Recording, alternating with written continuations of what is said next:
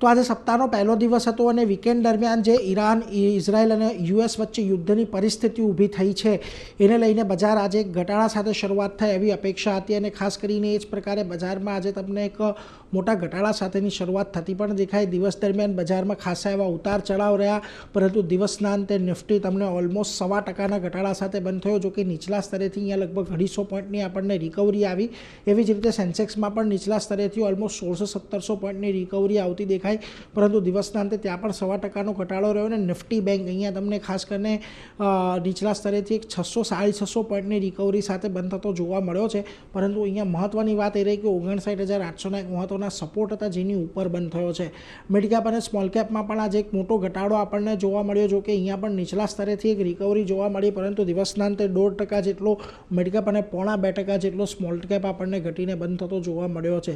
સેક્ટર્સની ખાસ કરીને વાત કરી લઈએ તો આજના દિવસે જુઓ તમને ટુરિઝમ સેક્ટરમાં સૌથી વધારે અસર આવતી જોવા મળી, ખાસ કરીને oil and gas sector, auto અને પીએસયુ બેંકમાં તમને આજે સૌથી વધારે વેચવાલી આવતી જોવા મળી છે। આમ તો મોટેભાગના સેક્ટર આજના દિવસે તમને ઘટાડા સાથે જ બંધ થતા દેખાયા, પરંતુ એકમાત્ર ડિફેન્સ અને મેટલ સેક્ટર હતા કે જે તમને ગ્રીન ઝોનની અંદર આજના દિવસે બંધ થયા છે। નિફ્ટીના ફ્રન્ટ પરથી વાત કરીએ તો ઇન્ટરગ્લોબ એવિએશનમાં આજે સૌથી મોટો કડાકો આપણને જોવા મળ્યો। આ ઉપરાંત એલએનટી લગભગ 5% જેટલો ઘટીને બંધ થયો।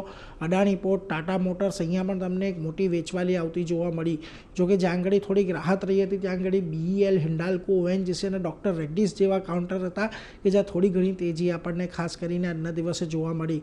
મિડ કેપના ફ્રન્ટ પરથી તમને આરવીએનએલના સ્ટોકમાં સૌથી વધારે ઘટાડો આજે આવતો જોવા મળ્યો। આ ઉપરાંત ઇરેડા, સ્વિગી, આઈઆરબી ઇન્ફ્રા પણ એક મોટા ઘટાડા સાથે આજના દિવસે બંધ થયા છે, જોકે અહીંયા તમને આજે સોનાને લઈને મુથુટ ફાઇનાન્સનો સ્ટોક થોડોક તેજીમાં રહ્યો। આ ઉપરાંત ટ્યુબ ઇન્વેસ્ટમેન્ટ, નાલ્કો અને કેઆઈ ઇન્ડસ્ટ્રીઝ અહીંયાથી પોઝિટિવ રહેતા દેખાયા છે।